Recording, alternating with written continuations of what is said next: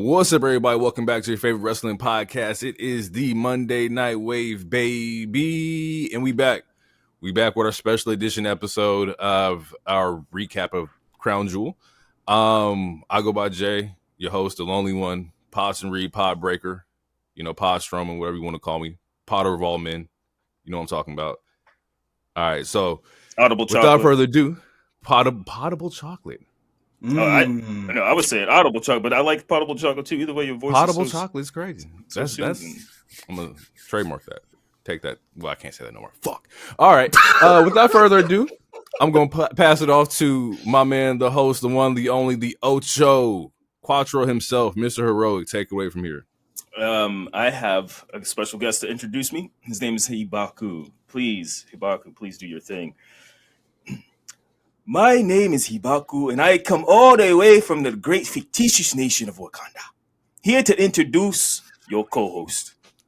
So if I may, he is a wild card, so mysterious you can never tell what he is going to do.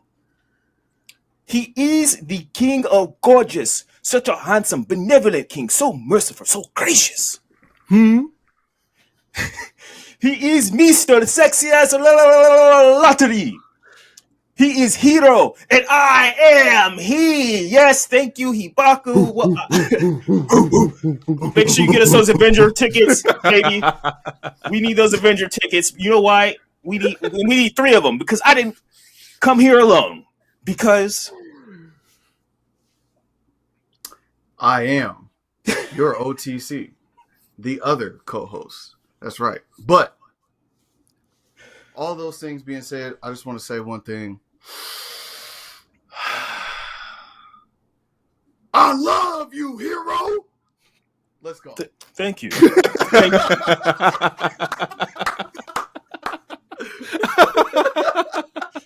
you. Oh fuck, that's fucking funny. Okay. Oh fuck. Without further ado, we got our news cycles to talk about real quick before we get into the PLE. First things first, we want to send out our condolences and prayers up to Chris Bay, who suffered a crazy injury at Bound for Glory. So from the Wave, the Monday Night Wave, we want to send out our prayers for sure, man, because that was just absolutely insane. Yeah, super scary. We talked about it off air, but yeah, there's a lot of people that donated from all promotions. Everyone seems like a good guy that everyone likes. It sucks that it has to be him. It sucks that it has to be anyone. Having a crazy ass injury like that is just wild, and being blessed and having people donate so that you really truly don't have to try to worry about anything. That's also a blessing. So shout out to everyone that donated, and shout out to Chris Bray. Hopefully him and his family. I don't know if he has a family, but best wishes to them, and hopefully he has a speedy recovery. For sure. Sticking in just little somber news. Marco Stunt announced his retirement due to his doctor telling him to hey, your body can't go through that anymore. So shout out to Marco Stunt for having a nice little career in AEW, part of Jurassic Express.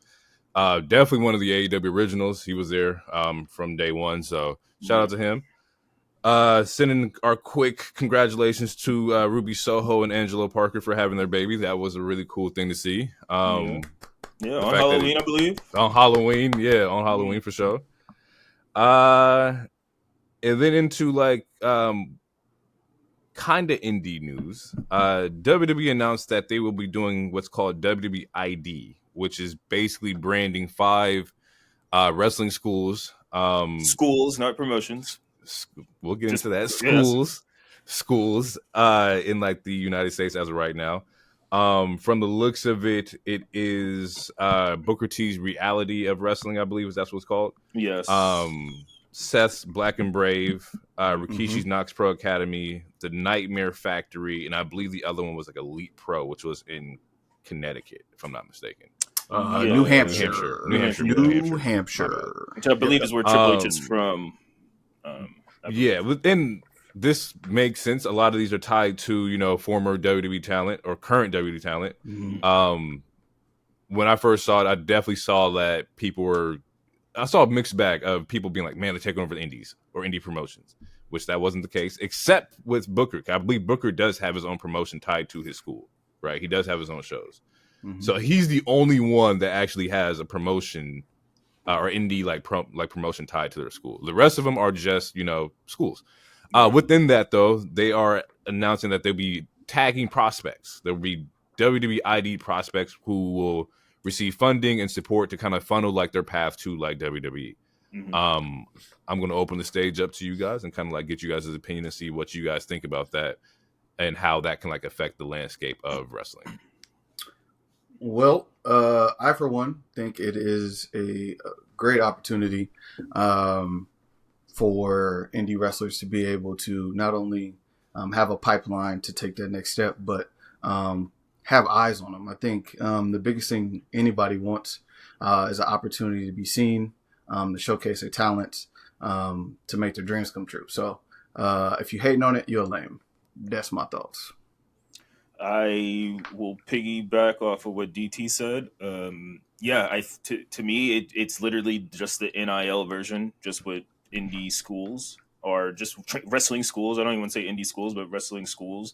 So yeah, if it's an easier way to get your dream job, if your dream job is going to the E, then that's fine. And also, it benefits everyone because they're not going to be tied down. Like if they want to go to AEW or wherever they can, so they don't have to accept the offer if WWE does try to tag them. If they do get eyes on them, that means everyone else is going to get eyes on them as well. So that's beneficial to a TNA or a New Japan or AEW if people are getting the eyes, because we know that we know the E is a machine, so it's like it'll be all over Twitter, it'll be all over everything, Instagram, it'll be over everything. So those will go on our eyes, and also again, if it helps people. If it helps indie wrestlers or indie stars, living out their car, not live out their car, I support that. I support getting a money. It's I don't like when we choose when it's not okay for someone to get the bag based off of what our preferences are. Like we're fans, and what I saw was just a lot of fear mongering and a lot of people like hating on it or shitting on it, or again just fear mongering. It's like when you see like fans and certain quote unquote journalists react to it negatively, but you see like indie wrestlers throughout the fucking country praise this and be like, thank you, like for an opportunity. It took 20 years for Adam Pearce to get into WWE. It took Motor City Machine Guns to finally get you. Like if this helps certain talent not have to grind as hard, or I wouldn't even say grind as hard, but not like, again, like living out of your car and not being noticed for 2 decades, then I think this is a benefactory for everybody.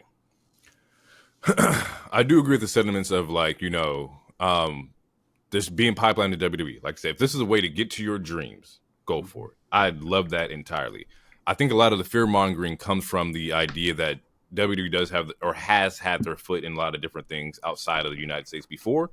In perspective, or I guess in the sense of like the NXT UK, like that kind of like demolished like their indies. If that's what I've been reading.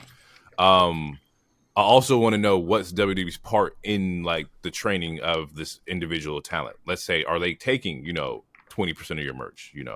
What's their cut in giving you this deal? What are you signed to? You signed to a 5-year? You signed to a 4-year? What does the stipulations of these contracts look like? And we will only find out as this process gets more unveiled, later down the line. But nothing comes for free, right? But at the same time, 100% of nothing is nothing. If I got to give WWE 20% of me to kind of like, if they're going to get me to the main roster or whatever, hey, 80% is better than 100% of nothing. You know what I'm saying? Like, you are now in the pipeline getting someplace. You're giving 20% of your merch away or whatever that may be, that hypothetical number. But if it's helping you accomplish your goals and dreams, that makes a lot of sense. I'm just interested. I thought I saw some rumors where like the talent would also be able to sign with other promotions. They'll just let WWE know first, and they will have the ability to like, the restricted free agency that we were talking about in the DMs, to where like, hey, okay, well, we'll give you this offer or we'll let you walk kind of thing. Yep. That seems fine. I guess the only counter to that is that what if they sign everybody, but WWE is not going to sign everybody to this ID branding? Like, there's no fucking way possible. No. But yeah, I'm okay with it. This is fine. Like, if they get their hands on people who want to go to WWE, this is not the entire school goes to WWE. This is not you're not locked in like that. It makes sense. It just has to be. I have my eye on it. Let's just say that. I won't say anything too negative because I don't know anything. But as of right now, I have my eye on how this process is going to work. But I am optimistic that it will help people get to their goals and dreams and get it back. Yeah, I'm optimistic too. So apparently they already have 5 people already signed to to that deal, but we don't know who it is, and I'm kind of scared of the name coming out just based off of fans. Like, I mean, obviously we know there's neutral reactions, and then there's like the weirdos who are obsessed with whether it's tribalism or whether it's just being weird. And I'm just curious, like, to see like what happens when those names come out and how people are gonna treat them and react to them, because wrestling. I mean, the IWC, as far as the internet goes, obviously, fuck the internet, bro. Absolutely. It's just too much. People are weird. You just like we talked about it last week with Samantha and Ricochet stuff. Like, just they're weird. So I'm just I just hope that people just don't start attacking, like, oh, look at this motherfucker, he sold out, he's going to go to the E, he doesn't, he's not a real wrestler, or all that shit, dude. Nobody stays in WWE for life. I mean, very rarely does people stay in WWE for life, right? There's damn Ghost Rider, hold on. The Terminator. But my thing is that with like the school and people who are running these schools, I don't want any like abuse of power either, to where like, hey, like, we want you to sign here, but if you don't sign here, then you're not going to WWE, like that power struggle. Because we don't know what happens at those schools. We don't know how they operate, who their trainers are. We don't know what's being said. But I don't want the abuse of power to happen either. Like, it is a lot of power to tag certain talent, and kind of push who you think is really cool. So I guess my words is power dynamics. We don't want that to happen. We want them to be able to still work their indies. Like, you not working certain people because they're not tagged WWE talent or WID talent would be a little weird too, especially in indies, because you got to get your shit off. And then once again, like, how much of them are they selling to WWE? Like, are they taking your trademark your name or copyright your name or stuff like that? Like, what are they taking? Once again, we'll find out all this as like this process moves on. But as of right now, that's all we got about the WWE ID. Goldberg announced his retirement match will happen in 2025. And the fans go mild. Crazy. The fans go silent, quiet. Mild. Nobody's no. You don't see John Cena versus Goldberg in Saudi next year? God damn. The only thing that I am looking forward to for Goldberg is his entrance. That's it. I want to see him come out the back with the security guards, cracking his neck, looking like a roided up cokehead, which is not even possible. Come out, big. It's definitely possible. Come out, big explosion, hit the ring, and hopefully it's Gunther standing across from him. 3 chops, and Goldberg is out of there. You don't want Goldberg to take the title? Goldberg just takes Gunther's title? Oh, no, bro. No, we need a real retirement match. He needs to take that 3-second pin, that 3-second tan. We got to... No, I think Nick Nemeth, FKA Dolph Ziggler, he said it best, or he booked it best. Ring starts, we get the jackhammer, the spear, Gunther kicks out at 1, we get a 3-minute match, everyone goes home, but Gunther wins. Let's get it, pack the shit up, bro. Let that man get speared by Braun Breaker. The passing of the spears. He got the best spear now. Like, he gonna have to get speared by. There's like 4 people he got to get speared by. Yeah, at least 4. Yeah, we saw Kari spear today. Really, that spear was vicious. Man. You know what I'm saying? Bianca, she got a good spear too. You know what I'm saying? And there's the big dog. The tribal chief. Fair. Jey Uso got a spear now off the ropes. Yeah. That definitely happened. We have some contract expiring / roster cuts, if you want to say, if you will, or departures. 3 only happened Friday. Was it yesterday we found out that they happened? Yeah, this was yesterday. It looks like Tegan Nox, Indy Hartwell, and Baron Corbin have been released by WWE.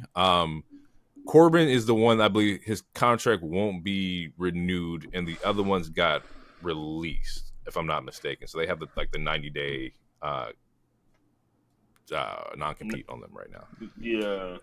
It's something like that, because they are the only 2 that have the 90-day, which I don't know how long it's going to take for that law to go into effect. I thought it was already in effect, that we weren't going to do 90 days anymore, but maybe that's a next year thing.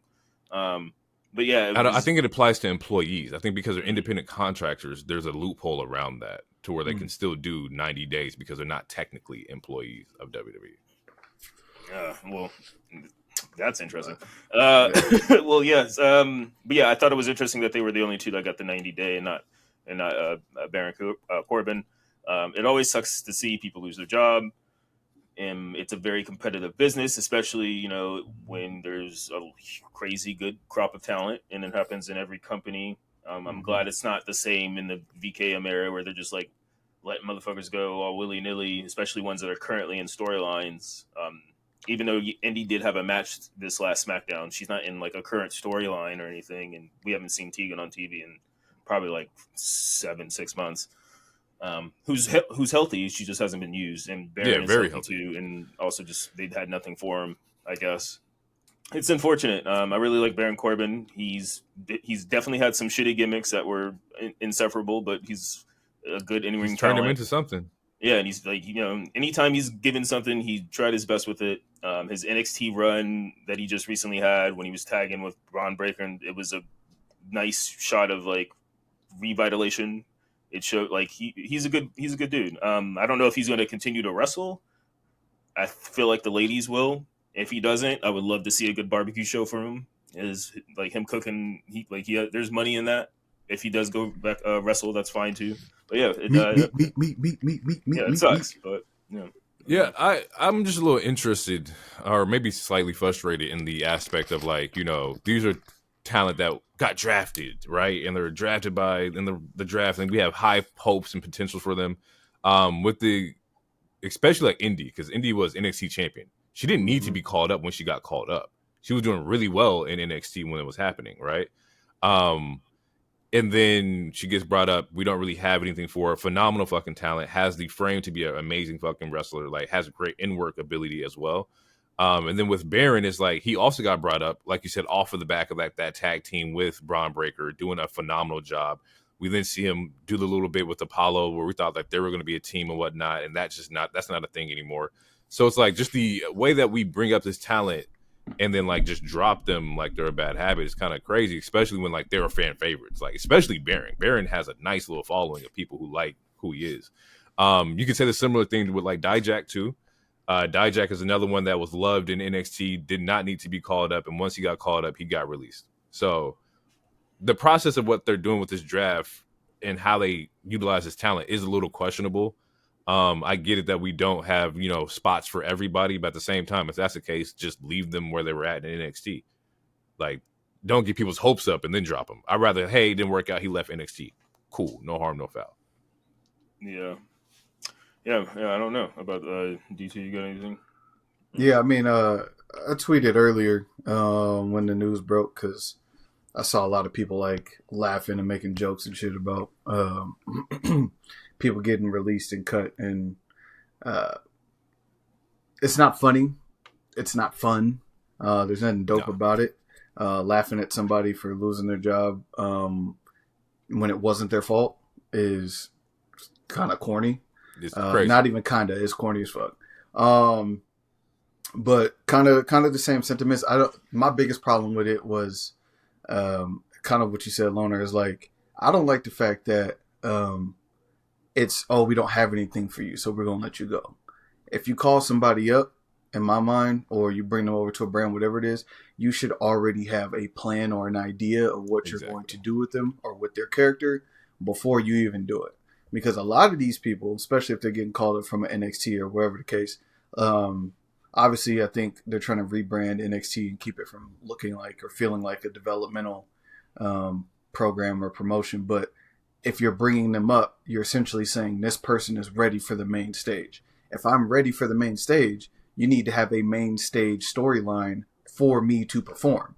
Exactly. Otherwise, let me know, hey, you're doing good. We just don't have anything for you right now. We're not going to move you, but there's other opportunities for you to help build WWE's brand or whomever's brand in other locations, right? We're going to send you here to do this, or we're going to send you to, now they got wrestling schools that they're obviously partnered with or whatever the case. We're going to send you to these wrestling schools and have you teach and prep the next stage of people or the next wave of, you know, new crop of wrestlers or whatever, but find something for them to do instead of bringing him up, show him a couple times, see what the crowd's reaction is, because we're not going to respond if we don't know who we're responding to or what they are. Exactly. You have to showcase these people so we can get bought in, and either we're going to hate them based on the fact that they're doing bad guy stuff, or we're going to love them because they're faces, right? So that was my thing. I don't like that shit. And that was first, like like you said, it is corny. I saw people like were tweeting at Michin like, "Oh, you're next," and I'm like, "Bro, that's trash. Like, leave her the fuck alone. Like, why would you want that to even happen anyway?" But also, I I saw Sean Rossap page, and it said Isla Dawn was let go. I almost fell for it. Oh, that one almost got me too. I was like, wait, like, what? fuck out of here. Like, leave those women alone. Like, they work their asses off when they have their opportunities. And that kind of spins off like Tegan. Like, Tegan prior to people keep saying about Tegan, like the injuries. Oh, she's always injured. That injury happened so long ago, right? She's had multiple. Like, she had multiple knee injuries for sure. But in NXT, she was one of those ones who could fucking wrestle. So, like, leave her the hell alone. She's trying to, like, move on. You can work through injuries. She's healthy now. Let her go. Yeah, it just sucks. Hopefully everybody lands on their feet somewhere, find out where they want to go. I saw a lot of people tweeting at TNA to grab Indy. Like, they think that would be a great role for Indy and TNA. I'm down with whatever you guys want to do. New Japan, TNA, AEW, working the Indies. Just as long as you find your job or what your passion is, continue to do it. Free agent Dustin Rhodes. Dustin Rhodes is a free agent currently, so he's without a contract right now. I know DT had mentioned that maybe there's a spot for him with Cody in the E, especially after like last year where people were wishing that he had his brother in his corner during like the whole Bloodline feud and WrestleMania moment. Any interest in seeing Dustin Rhodes in WWE next to Cody Rhodes? Yes, if Randy keeps staring at the damn undisputed Universal Championship like that. Yes, absolutely. Because Cody is going to need some help. He's got beef everywhere he turns around at this point. So, I would absolutely love to see that. Simply for the fact of getting Cody some extra help, if you will. This is as neutral as possible, but I don't care either way. If he comes, that's dope. If he if he stays over there, that's fine too. I honestly don't care. Okay. And I mean that respectfully. I like Dustin. I think he's a good talent, and I think he could be a good trainer and producer as well. For the storyline purposes, it would be cool to have them back together. For storyline purposes, just like how we saw Arn that one time. Forgot what show that was, but I mean, Back from Blood or Bad Blood? No, it was Oh, you're talking about AEW show? No, it was a W show. He was backstage. It might have been Berlin. Was it Bad Blood? No, it wasn't Bad Blood. It wasn't. Are you sure? He was sitting. I almost said. He was at but I'm talking about the one where he's walking to the tunnel. He's like, "Don't worry, you'll have friends with you." And it's when KO and Randy returned. That wasn't Bad Blood. That was I think that was Berlin, or maybe it might have been London. I don't know. Anyway, I don't. He's a good talent. I am fine with it either way. It's not going to change anything for me. But I would say it would be cool for the storyline purposes. The pictures, the photo ops would be good. But the other thing is, does he want to wrestle too? Yeah. Like, okay, all right. That's something I'm trying to take into I would account. assume so. Dustin is coming off of like a contract where he was wrestling. Okay. He was actively wrestling. Do you want him to wrestle in WWE? Would you like to see him wrestle? Yeah. Would you want him to be like just a manager? Like, how limited of his role would you like Dustin to have? I mean, he could be the heater. Like, he could be the person you fight before you fight Cody. Or if, like, Cody getting jumped by a bunch of people. Yeah, my big bro here. Fair. Two more things before just one more thing. We can skip the other one. But ROH is possibly getting a TV deal. It looks like that side is kind of happening with like negotiations, and maybe there's a rumor that they're landing on some kind of network. Which would make a lot of sense because Jericho did beat Briscoe for the ROH title, and so now he's kind of like the head of like that franchise, I guess. Hey guys. Personal thoughts, I think it's okay. I think like getting them on TV would be solid. I think they need like a developmental like realm I just don't know where you would place them at. Some people mentioned like True TV or something like that, where like they can come after like an Impractical Jokers or something like that, and then you kind of have like your show there. But it also makes sense because I feel like the last episode of like Ring of Honor was like 3 hours. Like they're pushing out a lot of content like really fast like lately. So yeah, I'm okay with ROH getting a TV spot. I'm fully fine with AEW having like some kind of like developmental, as long as it remains a developmental and they don't mix the brands. Like I just need it to be ROH. I don't think ROH is considered developmental. It should be. Well, not should be like, in a bad way. Like not in a bad way, but like we should have places where people can go to like just get reps, similar to like the dark elevations. Like that was really good fucking like time to like train. Yeah. Quick thoughts before we get out of here. Jericho should have never won that title. That's my thought. If they get if they do get a TV deal, that's fine. I mean, again, if they get a TV deal, that would be great. I think there's certain stars that are stuck there for whatever particular reason. Athena, that deserve to be there. She said she wants to be there. She deserves to be on TV. She does. And again, we talked about this multiple times. If you're the boss, sometimes you got to say fuck what the wrestler is saying. Like you are a star. True. You are one of the better women on all three of these rosters that I have. You should be on the show. The longest champion in wrestling right now. Yes, ever. Yeah. But it doesn't mean shit if people can't watch it. I mean, it means stuff, but it does it at the same time. I won't devalue what she's doing. It's like she is a fucking star, and I would love to see her on Dynamite, you know, on the main roster and whatnot. But she is doing incredible work where she is at, and she wants to be there. So I can't be too mad at it. It'd be different. Like I'll be mad for you. I'll be mad for you. Then be mad at her. Don't make it seem like I'm mad at Tony. You are a boss. What? Tell her to come to the show. To come to the show that needs viewers. That is your main show. There was somebody that said TK wasn't a boss, and then they got killed for it. But, you know, hey. As far as Jericho and what's his name? Sorry, I almost fucked it up. Briscoe. Thank you. I didn't want to fuck it up. I actually watched the match last week. I don't want to see either one of them wrestle. Okay. I did. I listened to the pod, and I was like, I didn't like the match. I thought it was entertaining. I thought it was entertaining. They were bleeding. There was a broken ladder, little heel spot, some help. Yeah, all that. That's great. It just looked like two old men. You ever see two drunk old uncles fight? And like they go to swing, but they don't really hit each other with the right power, or they miss. They slipping all over the place. That's how I felt when I was watching. Have you watched a Moxley match? Hey, wait, watch your mouth. What are you talking about? The hell are you talking about? Hey, next segment. Okay, all right.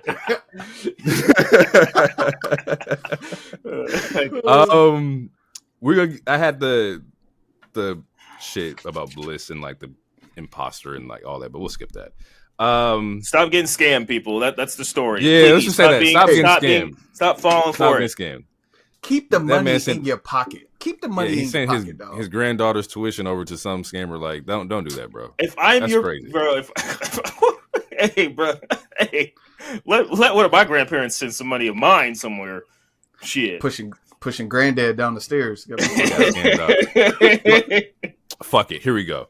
New York Times reports that a man who was convinced that he was in a romantic relationship with Alexis Bliss gave up about $1 million in retirements and his granddaughter's college fund to the imposter posing as Bliss. So he lost $1 million plus the granddaughter's college fund. Getting scammed out of $1 million is crazy, bro. Like listen, $1 million, like not 20,000, 30,000. Even that's crazy too. But $1 million, bro. I'm gonna say something controversial here, potentially. How you spend that much money and you ain't hit? That's it. That's all I gotta ask. It's common sense. At that point,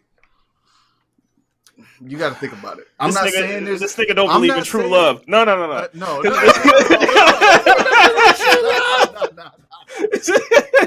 I just want to say I'm not saying that there's a price on women's bodies, but what I am saying is if you're in a romantic relationship, if I spend money over, actually, I'm not gonna put the price because I just said I wasn't. But if you spend a lot of money and you're not receiving anything in return, and you've never seen them in person, sounds like mental illness to me. Sorry. I mean, the second part is a lot more serious than the first part. You got fresh and fit DT out here. No, Yo, that's insane. no, that's bad. That's crazy. You ain't gonna do me like that, bro. No, Fresh and I'm fit joking. DT is nuts. I love women and respect women. I'm just talking about common sense. Just common sense. I love the niggas clean up. I love women. I respect women, y'all. I just want y'all to know. I love women. The back paddle's crazy. This nigga's moonwalking. Man, cover two. Safety going deep. Backpedal like a motherfucker right now. But he has a certain point. Like, you should meet these people. You should not be like, and like it was this year that we talked about it on the pod about the one dude who was sending money to, I think it was to live next to his dying wife. Yeah, like, that's crazy, bro. Wait, wasn't that the dude from Portland? No, this is a completely different one. Well, there's a dude from Portland. Yeah, no, I think it was the dude from Portland. Portland.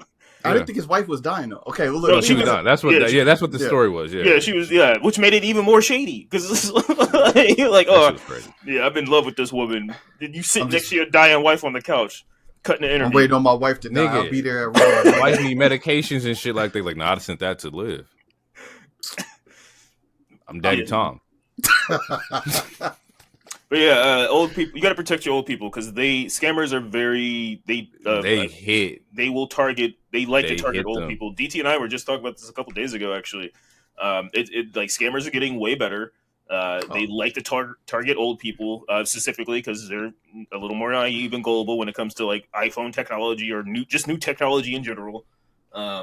Yeah, so like if you have an old person with money in your family, just ask them, hey, are you talking to somebody online? Just like, I don't know, just like, hey, make sure you don't answer certain phone calls or, tap on certain links that seem suspicious. Well, it depends on how you bring that conversation up because they might think you ought to get them. And then if they got money, they're not going to give it to you when they pass. So then that's when you put them in the home because they're becoming paranoid and senile. We're going to spin out of this for sure. 1,000%. I'm trying don't get scammed, people. I'm trying to get gold in the slippery slope Olympics. Just don't get scammed. Check on your parents, your grandparents for sure. Let them know that this shit is not real. All right, before we get into Crown Jewel, because we always gonna skip this. We're about to talk about Crown Jewel, everybody, and it's the three of us. Jewel? Yeah, Clam Jewel. It's the wait, Clam. Yeah, no, that's the adult rated video. Wait, did I watch the wrong show? Yo, this straw. is great. Edit this out. This is great. My editor over here. Like, what if we had like 33 minutes? Yo, straw. Edit this out for sure. You listen to it right now. When you hear the playback, cut this. My bad. That's straw. My editor. That's why it was like dun dun dun. Like before it did it was the Pornhub sound. My bad, y'all. I gotta go watch this show. I watched the 1,000% cutting this straw. Cut this shit the fuck out. So hey, here's what's disturbing is if he was watching that, I was sitting next to him because I was at his house. So the whole time I'm watching Crown Jewel on the TV, he over there watching Clam Jewel on his phone. That's why you wasn't paying attention. That's why our O's were different. Pause. All right. Okay.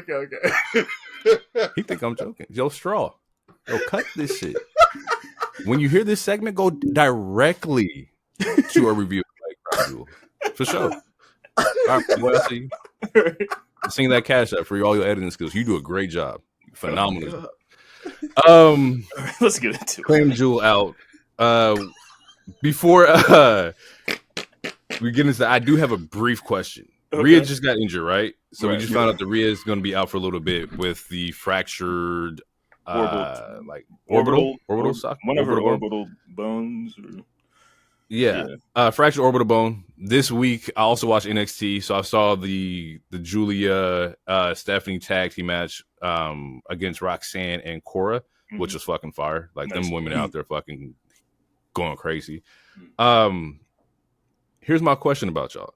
Do y'all think it's possible that Julia could win the Rumble?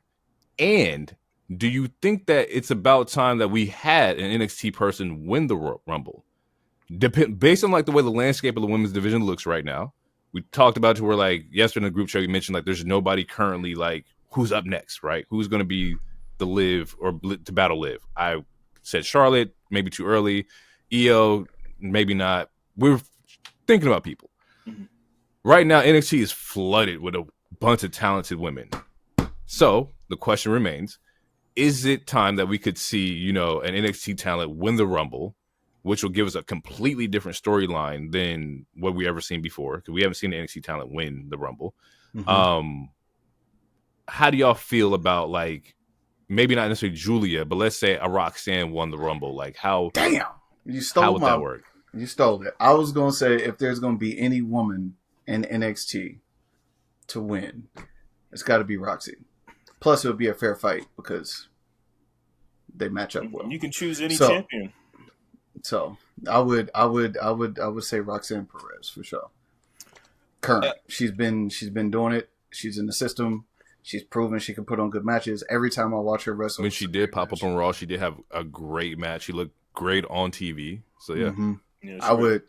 Yeah, she could be like a sneaky one that throws somebody over the rope.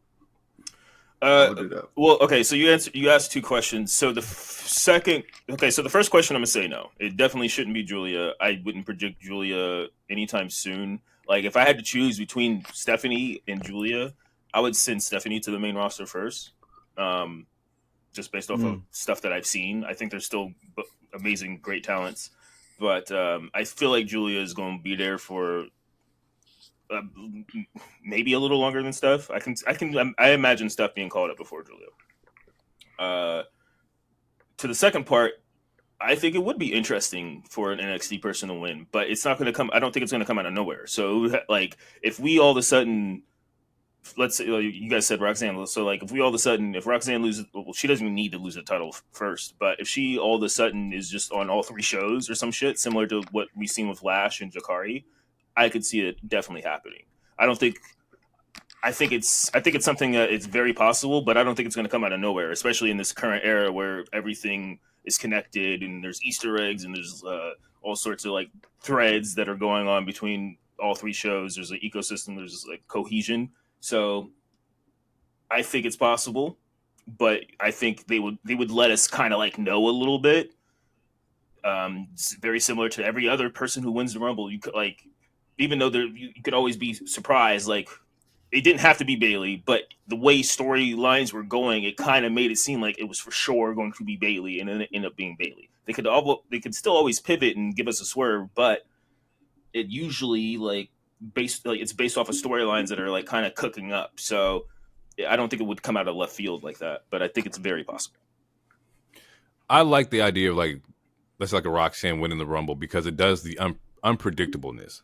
I maybe don't want to see the Easter eggs. Maybe I'm like, oh shit, they actually decided to put the rocket on Roxanne. Like that would be fucking insane. To kind of pivot away from how we view, you know, WWE. Like we're really good at predicting what the hell like the plan may look like. We may not be 100%, but we're definitely in the ballpark of let's say like 60 to 70% on everything that we talk about. So like to just go. We're extremely tapped in. I think that maybe some moves should kind of throw your untapped in people for a loop. Like, I don't want to be tapped in too much where I'm like, okay, I know exactly what's going to happen here. Although it is good, but like, let me see some shit that comes out of nowhere. And I thought that like, I was going to say, not to throw shade to this other place, but this company always throwing shade. Always throwing shade. They don't cater to the shades there. They don't cater to the tapped in. They cater to everybody. So that's why I feel like it might not happen. But I do see your point, though. I wouldn't, you know. Yeah, I kind of think of it like the high schooler going to the NBA. I think that like that's kind of how I compare like the NXT person winning the Rumble. However, the reception online may be a little different. I don't think some people be happy, but other people be like, yo, should have been Charlotte. It should have been Jade or Bianca or Rhea or whatnot. I think by creating a star out of NXT immediately, you automatically put them in a certain position to where like they should like be able to succeed. But yeah, that was my question. I'm glad we got that out. I thought that was kind of cool to think about for a little bit because they are talented. NXT is booming right now, the women's division. Men's side, little questionable. But the women's side, fucking smoking. Yeah, no, the men's side is lacking for sure. Maybe that's Except why for they Oba. kept Trick. Shout out to Oba. Yeah, well, Oba yeah. and Trick, yeah, like them two is. Yeah. Let's get into it. Crown Jewel. First segment is OG Bloodline versus New Bloodline. DT, this is your realm of Bloodline angles and shit. You are a resident Bloodline member, so I would like you to take point on this. What you got going? How do you feel about the entrances, the presentation? Take it from start. What you thinking?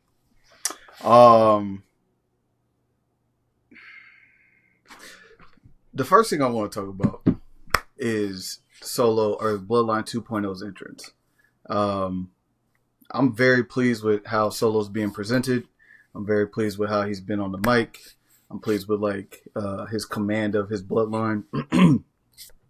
They get in the ring, they come out together, they get in the ring, and then they start circling Solo while he's got the finger up. I thought that was dope. I hadn't seen that before. I don't know why he laughed. I thought that was like a dope little adage for them. That nigga just twisted. to kind That's of, why you laughing. That nigga is twisted, bro. his brain is different, bro. It's different. Mr. Wild Card. Literally. But this is what I wrote down. I said, super heel energy, truculent miscreants ready to flip a table. That's what I felt when I when I saw them come out. Like, you the TI of this podcast also? You just throwing big ass words in it. You heard that nigga? Hey man, I felt how I felt. Oh, the sword. He's throwing random words that don't mean shit. They do Interdimensional shit. protractor. Superman punch. Like, what, nigga? This nigga's stupid. So then obviously Roman comes out, and I'm thinking they're gonna do the normal one person come out and then stand at the ramp, and then the other person come out, whatever the case. Big Jim Moose, curbing on curbing. No. He come out with Roman. They put the ones up. I'm like, okay, they finna switch to Jay's music. Nope, they get all the way in the ring. And then it's a little hush. I'm like, oh shit, Jay's about to come out by himself. And sure enough, and the crowd explodes. So I'm thinking he's about to come from the ramp. No. This is true main event. Jay Uso, your former Intercontinental Champion, comes right out in the crowd. So much so that he could barely get to the ring. They had to bring security guards. That he had 3 security guards that had to help get him to the ring. He gets to the ring. He gets up. He's bobbing, doing his thing. He dancing. And then the camera pans over. And you see Jimmy smiling like a happy little big brother, you know what I'm saying? Just happy his brother back, just excited. And then it pans again. And you see the OTC with the most disgusted look on his face. And I said, damn. That nigga had the Robert De Niro face. Yeah, he's really good at that face. He's really good. Really? Like, this is what y'all popping for? Yeah, him? And the Yeet pop, the Jey Uso pop, was bigger than the Tribal Chief pop. It might have been the biggest pop the whole night. Like, that shit's crazy, bro. Yeah, we'll talk about it because them singing Randy's song was wild too. Yeah, that was. You're right. I'm glad you brought that back up. So Jay gets up on the top on the turnbuckle. He's yeeting. The crowd's yeeting. They off beat, but everybody got the energy going. And then the camera pans again back to Roman, and Roman is like, "Really? Okay, enough. Come on, like get your ass in the ring. You're doing too much." And I'm like, "Damn, there's still gonna be some cracks through the match." Now, get into the pause. Oh, because quick little backstory, because we didn't talk about SmackDown or whatnot, but they had a segment on SmackDown where Jay particularly comes out and kind of like exposes his heart to Roman, right? Tell him like, we equals now, like you manipulating me emotionally, mentally, physically, and whatnot. And then all this nigga Roman said was yeet. Like this man exposed his whole like heart out. Mm-hmm. It's like, so how you feel about that? Yeet. We good. Like I'll say whatever I need to say in order to get you in the ring, kind of thing, to get you on my side. And that's what it kind of felt like. A little emotional manipulation was still there. The old Roman may still be there, maybe trying to play coy. But resume. We're in Saudi, and he's in the ring looking at Jay all kind of crazy and whatnot. Match wise, how we feeling? Like I thought it was a very entertaining match. I will definitely say that it was very entertaining. It was a good match. I didn't take issue with the match. I did see quite a bit of tweets saying it was a sloppy match or it wasn't that entertaining. Which is interesting because if you step back and look at it, the Bloodline matches, they follow the same formula for the most part. There's always going to be a ref bump. It's going to be some shenanigans. Yep. But when you got 15 family members you're trying to fit into a 30-minute segment, you got to do some stuff. So, correct. A couple of things that really stuck out to me, or really I guess the one big thing is, or two rather, sorry. Jimmy and Jay, even though they've been apart for a year, they twins, so it's obvious, but they were moving in sync. They're synchronized for the most part with a lot of their tag team moves. Then it gets to a point where Jim is not on the apron. Jim is on the apron. Mm-hmm. And the crowd is screaming OTC and we want Roman. Jimmy is hemmed up and he's looking to make a tag. The crowd is screaming. Roman puts his hand out, expecting a tag. And Jay looks at the hand. Does not tag this man. Tags his brother Jim. And that moment I was like, damn. There's still cracks. It's still going to be cracks. Yeah. Which I love that. They have to do it because they sped this up. They sped this up a lot faster than they probably should. But, cool. So we get the cracks in the Bloodline. Going back and forth. Roman finally gets in the ring with Solo. They duke it out for a little bit. Then there's a ref bump. All hell breaks loose. Everybody's in the ring. The biggest thing that stuck out to me in terms of Bloodline 2.0 is Solo is in full control. He was telling who to tag, when to tag. When he wanted Jacob to let him in the ring, he pointed to the rope. Like, you push this ring down and let me in. I'm your tribal chief. He slides in. Like, there was nothing that Solo wasn't in control of that entire match. And I think that's the really good detail of, like, what they're trying to tell you here is that, like, while you want this OG Bloodline to come back, this new Bloodline they evolved. They're in sync. The synergy's there. Like, what you're looking for in this team actually has over here, but you just don't want to root for Solo. But I definitely paid attention to that. Like, especially at that tag spot, because the moment that you mentioned where Jacob does come over and he's like, tag me. He immediately tags him. He gets him in the match, and like they're running. Solo is for sure tribal chief. He's in control. Yeah, as much as you don't want to say it, like he has the pull. And it goes back to what Harold said on a couple of pods now that he wasn't just a brute. He's been paying attention. He's calculated. He's been thinking, and he's very intentional with everything he does. So. Cool. We get some more gang warfare ensues, and then we get another pop, a nice pop from Sammy. Sammy pulls up. You didn't talk about who won the match. You skipped a little bit. Oh, I did skip that. My bad. Because literally, Fatu goes full Super Saiyan, goddamn God mode, and like he. In the line in the Avengers where Tony Stark was like, "We got the Hulk, like we have a Hulk," like that was like the fact that yes, they were outnumbered. They're still out, they're outnumbered. But Fatu was the main difference in this entire match. Like, I didn't write no spots down, but like he took out Jimmy, then he took out Jay. Who Jay was holding his own because they're making it during this match. They are one of the other things that they're doing is like they're showing us that like Jay is strong. He is strong. He's like he's not just verbally saying he's equal. I mean, clearly the pop is there, but like he's not just some guy who's just going to be thrown to the side and then he's asleep for 15 minutes. But Fatu literally transforms like 30 different forms, takes out all 3 of them, which sets up Solo for 2 spikes, or as or as Big E said, just punishing his throat. Punishing the Crazy. Big E did say that at the end of the. Punishing his throat is nuts, yo. And then, Solo gets a pin over Roman Reigns, which now is a definitive pin. In definitive pin. The third person this year. Fourth person ever, third person this year.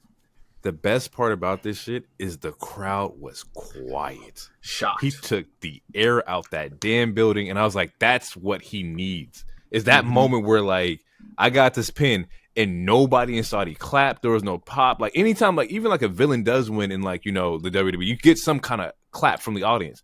It was quiet, bro. Was like, it, would you say it was similar to Brock and Taker? Nah, because even that, people were like in horror, like, oh my God, like there was like, they couldn't believe it. There's still some kind of like belief.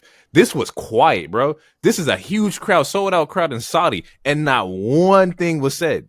It was so bad. I was like, did my audio go off? And then Roman does like the low blow, or he hits like, he tries to swings back at Solo, and then the crowd picks back up because he Roman's like trying to like fight back. But that moment after he got the pin, bro, they was not feeling it. And I loved it. I loved every moment of that. Like that's controlling the energy in the arena. Yeah, I was not mad at Roman losing this match. No, it made sense. Like the synergy was off. OG Bloodline has some cracks. New Bloodline has been firing all cylinders for months now. Like it makes the most sense. Now this is where you said like their gang warfare is ensuing. We then get the Sami Zayn pop because Sami shows up. Now with this particular part, Sami comes out to help, right? He gets jumped a little bit, but then they end up with Solo in the middle of the ring. It's OG Bloodline in the corners looking to take out Solo. Mm-hmm. Sami goes for the kick. Solo rolls out the ring, kicks Roman in the face. Square in the face. Best part about this is fucking Solo and haha, look what you did. Yep. I'm like, this man is no, he's different, bro. He's good. The comedic Solo has been working, man. Like the look at y'all stupid dummy, stupid. What you thought you was gonna get me? Like I love that. I love that part of Solo, yo. Same. But he's grown so much in my eyes. He's grown a lot. And I didn't expect that collision. Like that collision that Roman and Sami clash. That shit was that shit was cool as fuck. It took me off guard. I was like, because like usually when you see that spot, that's when all 4 people get their shit off. But like, it was like a beam struggle for a hot second, to make it a bad analogy. But yeah, I thought the collision was dope as hell, and it sets up further storyline. And to piggyback off of what you guys both said, like, yeah, I think New Bloodline should have won this because, assuming we're getting a War Games match, which just it's been looking like that for a while now, for months actually. It makes more sense for the faces to win that, in my opinion, and that's when you get The Rock come out or something, and then whoever. We'll get to there when we get there. But yeah, to me, storyline wise, it makes sense that. Or you don't. Can you you have OG Bloodline, or you have OG Bloodline lose? Because once again, you still ain't got the chemistry we got, and maybe like that is the one. Maybe like Rock does interfere and like gets on Roman, because the last time we seen Rock was what was that? Atlanta. Yep, bad blood. And they haven't really talked about that either. They showed the clips of what happened, but they haven't talked about The Rock and his involvement and what he actually meant. But that would make sense that he would pop up at Survivor Series. Maybe he interferes in the match. Maybe Solo's about to lose, and then we get a Rock bottom out of nowhere. A ref's going to go down in War Games. Actually, it's War Games. Everything's like legal. There's no need. So it's possible. I would honestly like the idea of New Bloodline beating them, and then it still builds up more heat going towards, Rumble, Mania, kind of like season and whatnot. But either one's fine. Yeah. One thing I wanted to point out through all this time, Roman keeps taking feet to the face. Every time something big is about to happen or happens with him or a turning point, he gets kicked in the face. He either gets a chair in the back or he gets kicked in the face. So that's just something to keep in mind. If you think about it, he got kicked in the face by both of the Usos twice. He got kicked in the face by Sammy True. this time, and then obviously at Elimination Chamber, he gets kicked and he takes the kicks. Yeah, He gets that's true. I didn't break it down like that, but you're right. It's a lot of people's offense is super kicking. Like almost every person has a super kick or an enziguri or some shit. So to wrap it up in summary, we got Roman takes a pin. Jay came out last during the entrance, so he's moved over and tried to be equal and whatnot. Mm-hmm. He gets kicked in the face by Sammy. But it seems like maybe there needs to be some kind of order, right? Maybe perhaps we're missing a wise man to kind of like tie this all together. Yeah, maybe that's what the missing piece is. I think that is the missing piece. I think, and we got 28 days until War Games. They can make it happen. They can make it happen. And then once Heyman gets involved, and like once we get a Usi Juicy or some shit, they'll be in sync, and then they'll get the dub, or they won't get the dub because Rock shows up finally or something. But yeah, I smell what you're cooking, Loner, and I think we need a high. Well, DT's my counsel, but they need the wise man. They need an advocate. Yeah, definitely need an advocate to bring the group back together, kind of show y'all, or tell y'all, remember who y'all was. We ran stuff. Now we got the fatal 4-way match between Damage Control, Jakara, and Lash, Chelsea, Piper, and Jade and Bianca. This was also a fire fucking match. Pure chaos. Before we get to how great this match was, and I actually wanted to cut you off in a way. Mm-hmm. Why the fuck are there only 2 women?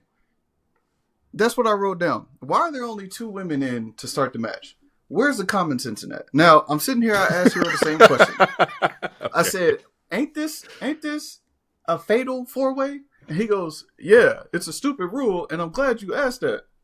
But yes, this is a fatal 4-way. I said, why are there only 2 women in the match to start? It makes no sense. Then he breaks down, theoretically, you get tired, you could just tag anyone. It's like, why would I want to tag somebody else in so they can possibly take my opportunity to win? You are right. These are the rules of wrestling. You are right, though. Yeah, it makes no sense to fucking hate it. It's fucking dumb. That is dumb. That's the only thing that really made me mad about the match. Everything else was fire. They was cooking. Mr. Quattro, Mr. Hero, would you like to run point on the fatal 4-way match here? Sure. I mean, there's really not. I mean, I literally only wrote like one sentence, and that was pure chaos because I mean that's 2 words. But no, the match was great. It started off a little slow. Off a little slow, but it started off with the 2 best women, in my opinion, which is Bianca and Io. Crazy. Like, I need a best of 7 of them. Can I make a quick statement? Yeah. Remember how we talked about that? Like, the Rock Austin comparison is Rhea Bianca. Yeah, we still. What if it's Bianca Io? I'm here for that because they are in sync, like on nobody's business, bro. It's so fucking crazy the amount of good matches that they put on together. Yeah. As much as like I love the idea of Bianca Rhea, I think a more accurate description might be Bianca Io. Like, they are light years out. That opening segment of this match, bro, cook. It was great. 1,000% cook. It was great. Miss. Yeah, no, they have not missed. I mean, there was a match in Portland. Yeah. Anyway, cook. Yeah, so it was a good match. It was kind of hard to pay attention to who was legal and who was not until at a certain point it got to that limit, and that's when we started to get into chaos. And it was every woman looked great. All the suits were all fire. Man, we got some. Kairi Sane was amazing. Honestly, probably my MVP besides a Bianca, just because, like, man, those elbow drops out of nowhere, bro. Like, those just was heat. I love Kairi Sane. Chelsea was a great, she's a star. She totally gets it. When she said she wants to be the female Miz, like, I see that for her, and I see even a little better because Chelsea, she gets it. Piper looked great. Lash Legend looked like all 8 women looked great. This was honestly for me, it's between this and the male triple threat. And honestly, it's kind of like tied as far as my favorite matches of tonight. Oh, And yeah, because this, like once this match kicked up, it was just nonstop, and it was I know it was great. I can't think of any other like crazy spots I want to particularly. I mean, the move. I got a couple. The move with Lash and Jakari, that power bomb, that was nice. When Jakari jumps off of Lash, that was nice. Like there was a lot of nice ass spots. There was 2 slip ups. But whatever, like Io made those up easily because she did a slip. That's fine. 3 seconds later, she had a sexy ass missile drop kick. It was all forget it, whatever. Yep. So, I don't think there was off the top of my head, there wasn't a spot that Lash Legend was involved in that was not awesome. I think everything she did in there, she needs to be on the. To me, she need to be on the main roster. Okay. And I wouldn't do the theatrics of we calling her up, we doing this. Just put her there. She's there now. She's there. She's been there. Her and Jakara have been there for the last month. Just bring them up. You talk about making the women's tag team. You talk about making the women's tag team deeper, etc. All of that, more talent. You literally just infused 2 women who right now technically being carried by one, but they're both great. They're both great. Of them are I'm down great. for it. They work really well together. Yeah. Lash is just really fucking strong, bro. Like it's like insane how strong she is, yo. There's the military press spot where Jade's like carrying Chelsea, and like she just throws Chelsea into Lash's hands, and Lash just takes her and just dumps her off like that. Like she's too fucking strong, bro. Oh man, the back and forth with Lash and Jade. The one that you clipped, that you posted or that you shared, loved it. Like it was just fire, bro. Man. And then we had Daff in there. It was just there's so much good black, so many nice black women in that match. I love it. But she was slapping the jewels off her, bro. That shit was fire, bro. I was everywhere. She was literally slapping the jewels off. That was everywhere. This match was definitely well deserved with the awesome chants. They started off slow, but the crowd got into it. And I was noticing like when they came out, like there was really like not really a pop for like the women's entrances and whatnot. Like they weren't too loud. It's because they're women. Yeah, it's because of where they at. Damn, I wasn't gonna say, but you're right. But you see, they couldn't deny. They couldn't. That's the point. Where I'm getting to is that they couldn't deny that this match was fucking dope. Yeah. All the spots were really solid. Like I said, the minor botches, like even with that, my MVP of this match was Io. I think Io had a lot of like synergy with a lot of different like tag teams in this match. Io's good. Absolutely. Yeah. Match finishes with Jade and Bianca retaining. Which is that an issue for the group? Does anybody have any objections to that? No. Oh, go ahead, Hero. Okay. No. I'm gonna say yes and no, and the only reason I'm saying yes is because of your previous question about since Rhea's gone, the lack of talent on the Raw. So, I don't want to say lack of talent, but like the lack of star power on the Raw women's side. This could have been an opportunity to split up Bianca and Jade, that way like one of them could go to Raw. But also at the same time, I can see there's a couple. I'm not even going to say that. I can see why Jade is still in the tag team with Bianca, and I'm not mad at it. And they're still elevating those titles so that, again, similar to what Gunther did with the IC, or even what Miz did with the IC, it's like they're making it a little more prestigious. Prestigious, and that way when they do lose, hopefully it'll be for a good team, and it'll put that team over. So. Yeah. I didn't have a problem with them winning. I did want before the match, I was like, I would like to see Piper and Chelsea get it, and like they get it based on like Chelsea getting knocked out and falling over on somebody, and then gets a 1-2-3 count, because that would be Chelsea-ish, like with the way she's been in the ring and stuff, and then she could still celebrate and be obnoxious and all that stuff. But that's who I wanted to win, but I didn't have a problem with Jade and Bianca winning, because when you see them, they're physically imposing. They're both strong as hell.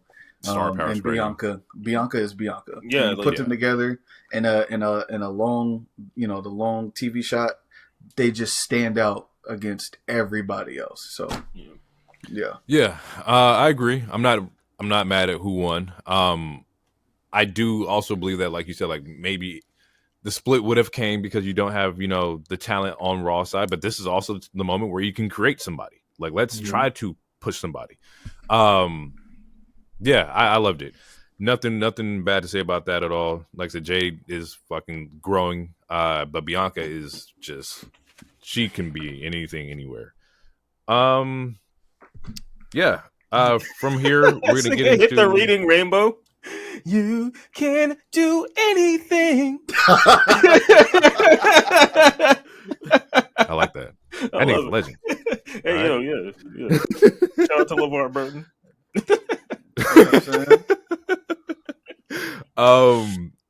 Bronson Reed, Seth freaking Rollins. Reed pops out in the MF Doom attire. Shout out to Doom, Rap Snitches. This one's really cool for me because it's just hip hop oriented, man. Like, he's a huge hip hop fan. Doing this, on like the anniversary, like MF Doom's passing, really, really fucking dope to me. I thought that was tight, bro. But this is not my segment to talk about. Hey, Hiroko. oh man, whoo! Hey, all right. So this match gets start. It starts straight to the violence. Before the bell even rings, Seth doesn't even let him get his full entrance off because he immediately attacks him at the ramp. I'm here for it. Come on now, you can't be meowing like that. Sorry, my cat's out. Oh, time. Oh. Because y'all missing something big. Real quick, Seth comes out in Space Jam 11s. Now, the last 2 years I've been watching, I have not seen Seth wear Jordans ever. Yeah. So, even the cat agreed. Even the cat was like, "Yeah, I ain't seen it either." So he was about to be hooping, but that's all I wanted to say. Go ahead. I got some other shit. Oh, and during Seth's entrance, which his top half was given Missy Elliott, to me. Y'all know the video I'm talking about with those weird ass stuff. Stand the rain. Yeah. When DT saw the shoes, he's like, "Are those Jordan 11s?" And he's like, "Show me this nigga's feet." Bro, I was in awe. I couldn't tell he wrestled. I couldn't tell if he's wrestling in low top 11s. Like, if this nigga wrestling in lows, he's fucking crazy. But either way, I'm like, that's also called back. He been scuffing up Bronson Reed's Jordans all goddamn week for the past 2 weeks. I like it. I'm gonna stomp you out in Jordans. I like it, bro. I like it. It's cool. I'm fucking with it. Man, so we got all that violence before the bell. Then the bell rings. We get straight to some more action. We get an early tsunami, which, is like, oh, fuck. I mean, it looked like that might have been it, but Bronson wanted to play with his food, which he tries to go for a second. Then Seth counters. We get an early curb stomp. Bronson Reed kicks out. Unprotected ass finisher. Love the stomp, but it is not protected. But, then we more action pursues. I didn't write down too many spots except for the ending sequence. But you got something? Yeah, real quick. I got Bronson ate all the chops. Like this, they really amplified his strength in this match. There wasn't a single attack that Seth did except for his finisher, which I also have I got some shit about. But except for those finishers that Bronson didn't eat. Like, he just kept coming and kept coming and kept coming. And don't make that face. Relax. Come on, just keep it going. That's what he said. I mean, that was worse. You should. Brought to you by Long Richard. Long Richard. And then the superplex off the top rope. And Bronson went all the way to the top rope. He didn't go to the middle rope. He went on the bottom rope. He went all the way to the top rope. And it sounded like something broke when that happened, because there was like like there was something. I was like, reinforce the ring, nigga. Like, what the fuck? Like, I thought the cameraman failures. Like, there was, if you rewatch it, there was a sound at the suplex. Like, something knocked. Something happened. Broke. Yeah, something broke. He a big boy. Somebody was late on their cues when they dropped the boxes. Oh, yeah. For sure. It was a callback. That's right. That's right. So yeah, Bronson. There's a point where Bronson grabs the stairs, and they're like, "This is going into the DQ," and he's like, "You don't care. It's about the vibes at this point." And then that sets up a stomp on the stairs, and then DT, you want to go through the finish? Yes, actually, I do. So Bronson was playing with his food, like you said. He was taunting Seth. Seth goes, "You should have finished me when you had the chance." He gets mad. They're outside the ring. Gets the steps. Stomp on the stairs. Rolls him in the ring. Stomp in the ring. Oh, but Seth is not done yet. No. Super stomp off the turnbuckle. Bronson Reed is busted open. And then I got to thinking. I looked right at here and I said, how many finishers does Seth have? 1, 2, 3, 4, 5 plus 5. Because this shit's impossible on WWE 2K. Okay? You can't do a super finisher after you do 2 other finishers because it costs 3. So I need to know specifically how many finishers does he have in stock. Let me turn down my volume. It's because that nigga was locked in. That's why. Seth was locked in. He wore those Space Jams because he was hooping, locked in. That's what That's what I'm talking about. And I don't want to hear nothing about the wrong guy won. Nah, because Bronson still looked like a star, and more than likely Bronson's going to interrupt on Raw anyway, and the feud's going to continue. I don't want to hear that. All right, let me get into that. Let me take it from here. All right. First off, I do like that. Your boy was locked the fuck in. He was hella locked in. I also think, you know how Roman got his Superman logo? We need Seth with the Stomp logo on like a track jacket. Yes. I think that Seth man would be. I like that. Might look too close to a Shaq logo though, but I'm rolling. It depends how you do it. But we'll see. One of the spots I liked in this match was the fucking the spinning sit down powerbomb. You know I love powerbombs. Mm-hmm. The Bronson Reed spinning one was fucking dope to me. That shit was hard. Mm-hmm. But to talk about post match, yes, Bronson popped up, looking this man dead in Seth's face, and Seth is mouthing the words, "What the fuck is wrong with you?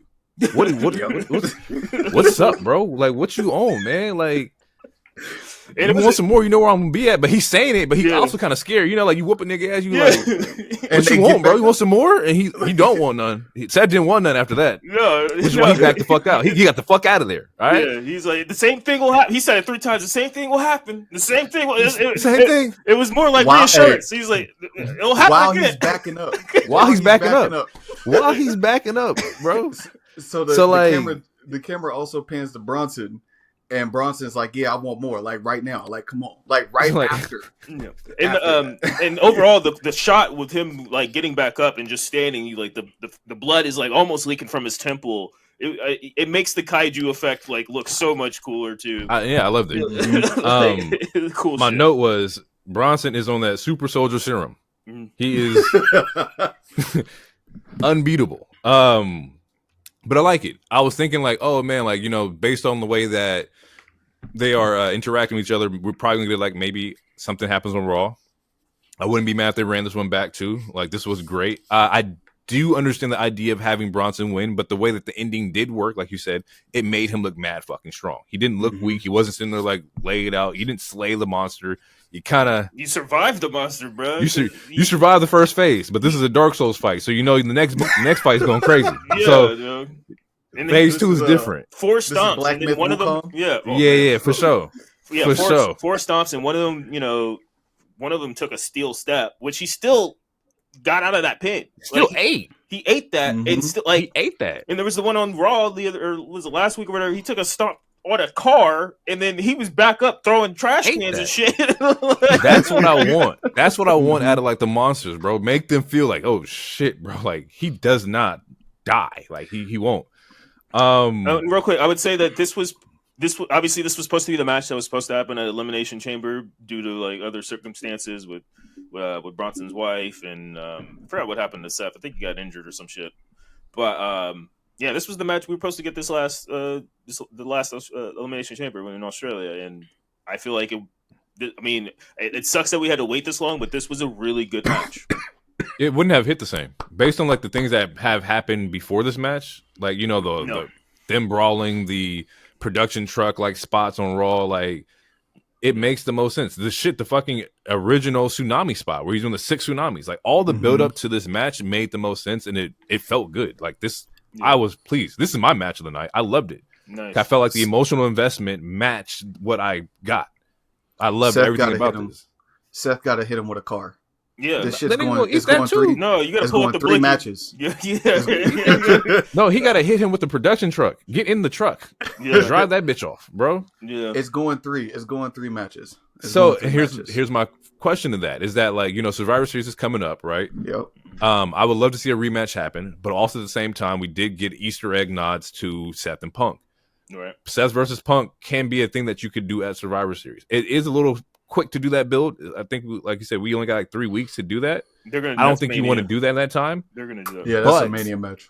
But this is a time where we can start like flirting with those lines. The real question is if that feud is going to have a title or not, because there's a lot of people that are speculating that Seth is going to get this title back so that feud can have a title. I don't think it needs a title, but there is a possibility that we might get Seth and Gunther, which we still have yet to get that 1v1, and then Seth eventually gets a title. And let's talk about that, because they announced that there will be the fatal 4-way match or for the number 1 contender spot, which is Ray, Priest, or not Ray, it's Seth, Priest, Dom, which is why I said Ray, Dom, and Sheamus. And one of those winners, or out of those 4, one of those will go on to face Gunther and whatnot. So it's a possibility that it still could be Seth versus Gunther for the title. But my question is, does Punk versus Seth need a title? I don't think it does, but I can see if they wanted to do that, I can see why they would. But I don't think it needs it. One of the reasons I don't think it needs a title is because in this feud, Seth is more than likely going to be the heel. And then we would have to see Seth get the title and then go heel after beating Gunther, who is already an amazing heel champion. Because Seth is definitely going to be heel in this feud. Whether it's even if he is the righteous heel, like a la of Kevin Owens or whatever. But yeah, he'll definitely be the heel. So, but yeah, it doesn't need a title. But if it happens, I don't know. We'll see when we get there. But I don't think it. Just think about like WWE's philosophy when it comes to like it's always babyface versus heel. Like Punk is unironically the babyface all the time. He couldn't even be a heel if he tried because the people love him so fucking much. I mean, it depends on who he attacked. I feel like if he beat up Roman and like made Roman bleed, I feel like people would boo him. No, because even then, like people would love the fact that you're going after the big guy on WWE. You're going after the Messiah, no pun intended, that is stuff. But like you're going after that guy on WWE. If he attacked Cody, maybe.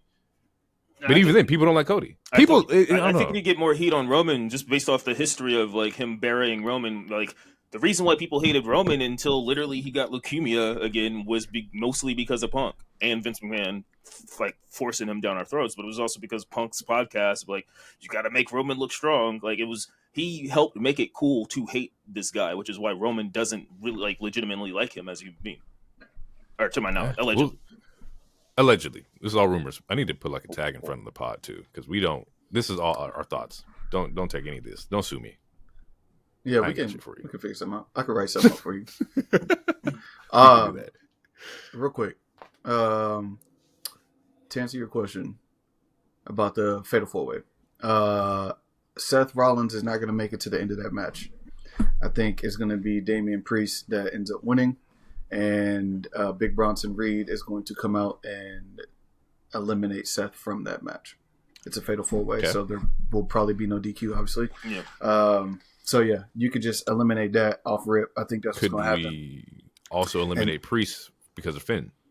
You could try, but he just But Finn's been looking for this man for a couple weeks. Finn's been asking about Priest. You think Finn about to let Priest get another? You've been asking about me, but I just beat up your boy last week.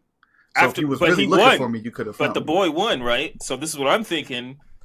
Dom wins because of that, but it also makes, because of what Loner said, but it also makes Finn crash out even more because Finn is getting really irritated with other niggas keep trying to go after this title in this group other than him. He's slowly been crashing every single time. Dom's like the last couple weeks, like he's been looking at Dom really different, real crazy. Yep, he has. So been. if Dom won, he'll crash out even more.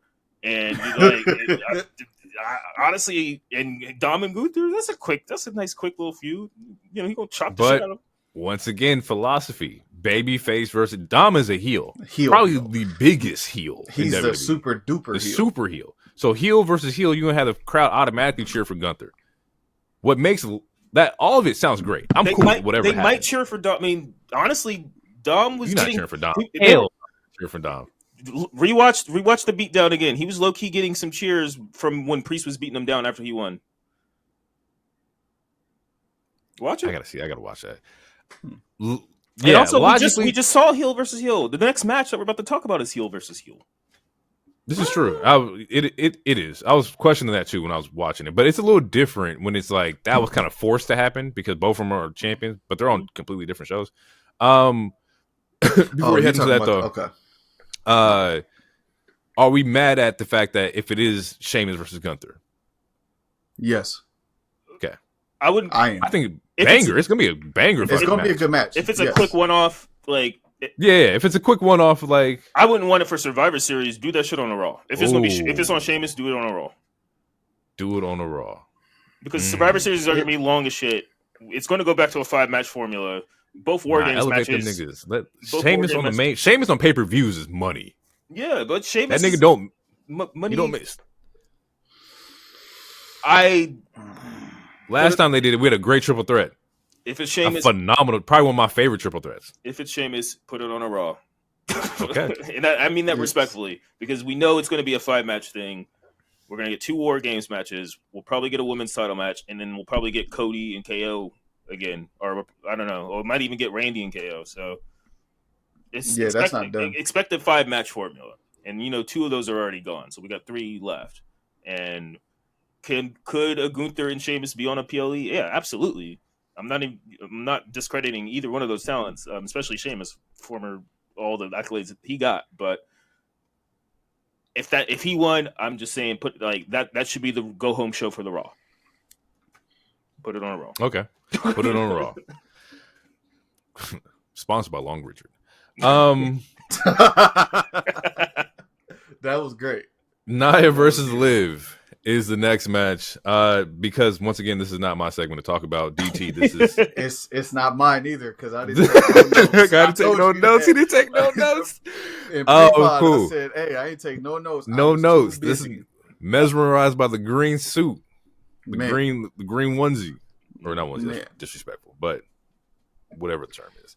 Nia versus Liv happens. This is for the Crown Jewel Championship. This is the first of the 2 matches for the Crown Jewel Championship. My initial thoughts going into this is that I expected this to be a quick match. I didn't expect this to go long at all. I also knew the shenanigans were coming, which is one of my gripes with this match is that like it's the same shit that we get a lot of the time throughout SmackDown and Raw, as far as like the interference and everything. But overall, I did enjoy what they were trying to do. There were some spots that were really cool. Liv ends up like climbing Nia's back, where she stands on Nia's back, and Nia turns that into a Samoan drop. That shit was fucking hard. I believe there was also like another was like a super Samoan drop where she tried to do or something like that. Yeah, off the middle rope. Yeah, off the middle rope. Like solid match. As far as chemistry, they did the best that they could. I knew going into this like they're just limited. Once again, complete size difference.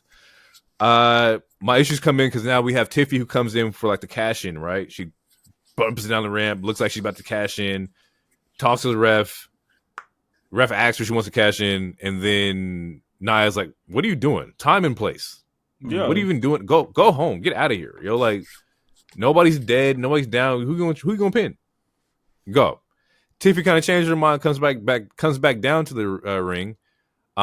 This is what prompts the Judgment Day to come out, or Dom and Raquel, and now we get Raquel stopping Tiffy from going in, Tiffy from cashing in. It's just it was a lot of shenanigans. A lot of shenanigans, bro. I'm a little fed up with the shenanigans, especially for like just Liv side, because all the Liv shit is shenanigans. It's because she's tiny.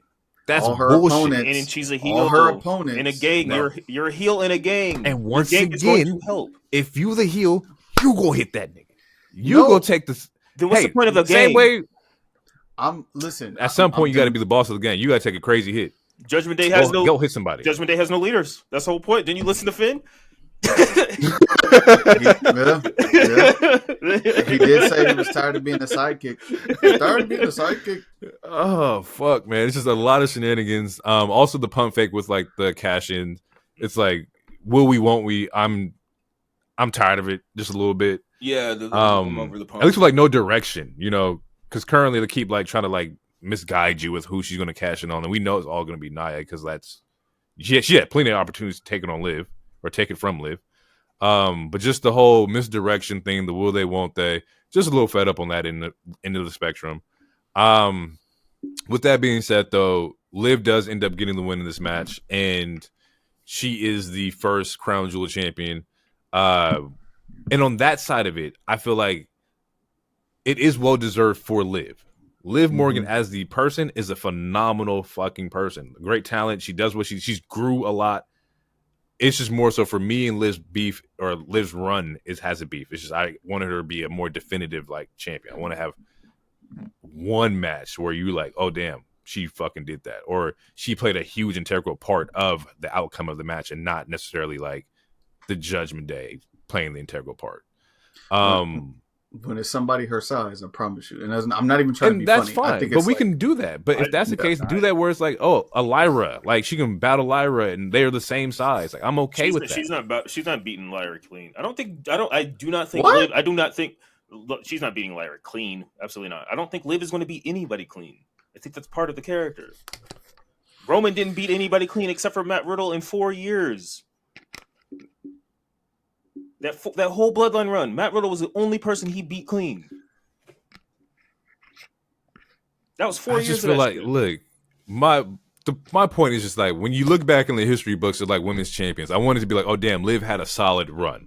This was a great run that she led, and not that was led by the love angle of her and Dom or the Judgment Day or whatever. Like, but okay, so are runs about the wins and losses, or runs about the storylines? I think it's a little bit of both.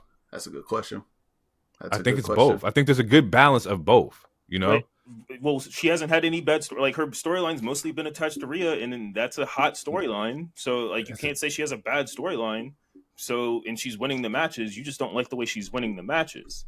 No, I don't like the way that like it's not a definitive like you can't line this run up with like, oh damn, look at Becky's run over here. This was a storyline Becky did with the title. It's fucking phenomenal. She fought this person, that person, and it was like, damn, she was strong. We can't say Liv is a strong champion. I mean, if she's winning, yeah. I mean, I don't know. She's not losing, so she's not standing. I agree that she's not standing on her 2 feet, but I mean, like, it's not the first time that we've had heels cheat. But this is the first time where the heel is not the one doing the cheating. Like when she's in a like it's not or the first orchestrating time. I just gave the you cheating. Roman as an example. No, that nigga orchestrated all that shit. The whole Bloodline was him orchestrating who to place in what situations. But he still controlled cheating to win. Is he still not having Maybe that's the thing too. Maybe that's also the issue is that Liv doesn't even feel like the leader of her faction. Because she's not, like you said, there is no leaders. It's Judgment Day. There is no leaders. Street but Tribe, that also I'm wearing can a shirt right now, bro. You know what it is, bro. You will be judged. There is no true definitive like Liv's running the spot. Oh, Dom, go hit this person over here. Raquel, what are you doing? Go do this kind of thing. Like, and maybe that's what I'm looking for. I don't know. I just feel like her run is meh to me. It's winning by the masses because fucking WWE Online loves these fucking clips of her and Dom. Those motherfuckers are viral and they shooting. It's just I just prefer something different. But that's just my opinion. There's a reason. I don't know for sure. And that's also another reason why I don't like that, because it's more the sexuality based about it than the actual like talent of the person. Mm-hmm. Like that's my issue is that, oh damn. Oh, look what Liv's wearing. Oh, you see she was riding Dom. She's 2 million views. Yeah. But like she can wrestle though. She can wrestle. That's my point. Anywho. Yeah. Or we my can- bad, DT. Go ahead. No. We good. I mean, that was the end of the match, wasn't it? Yeah, that was it. Yeah. All right, cool. Oh wait. I did have one thing. I said this out loud, and then I started seeing it on Twitter after I said it. That belt is bigger than Liv Morgan. It is. Yeah, that's why she wasn't. Yeah. That's why she didn't wrap it around her waist. That's why she was holding it. That belt is gaudy. When it's in the case, you could, and they had it sitting up, it looks crazy. But then when you actually put it on the person or next to the person, that shit is insane. Yeah, it's fucking nuts. Yeah.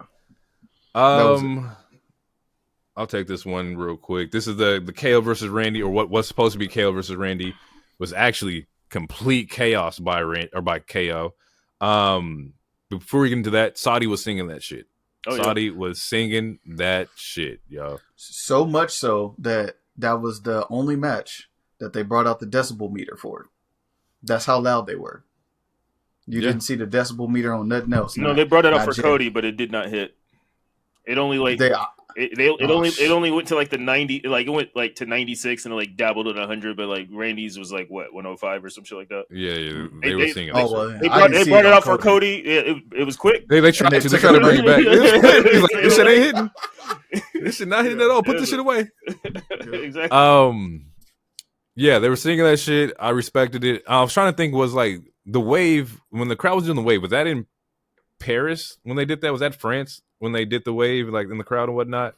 Yeah. But I'm like, this is like the first time where like crowd is mad active, yo. Like the international crowds once again are just smoking the US crowds. But like before, or as Randy's on the turnbuckle doing his pose and whatnot, he gets hit in the goddamn back of the leg with a chair strike by KO. And I was like, oh, okay. This nigga crash out. You trying to get some damage on before the bell ring. Fun fact, the bell doesn't ring.